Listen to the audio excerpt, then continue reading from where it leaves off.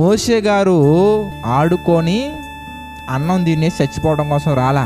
6 లక్షల మందికి పైగా యుద్ధ వీరులు గల ఒక సైన్యాన్ని, వారి యొక్క కుటుంబాలని, ఇంకను అనేకమైన అన్ని జనుల కుటుంబాలని, వారికి సంబంధించినటువంటి ఆస్తులను, ఇవన్నీ కూడా ఐగుప్తు దేశము నుంచి పాలు తెన్నులు ప్రయోగించి దేశానికి అరణ్యము గుండా 40 సంవత్సరాలు ప్రయాణం చేయించి వాళ్ళకి ఎటువంటి అపాయము కలగకుండా, వాళ్ళ హృదయాలు గాయపడకుండా, దేవుని చిత్తానికి ఎటువంటి నష్టము రాకుండా ఐగుప్తు దేశం నుంచి పాలు తెన్నులు ప్రయోగించే దేశాన్ని తీసుకెళ్ళాలి.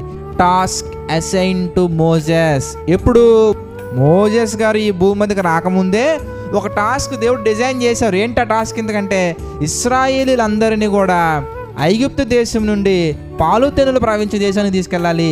దీనికి ఒక వ్యక్తిని నీ భూమి మీదకి పంపించాలి. అతను మోషే.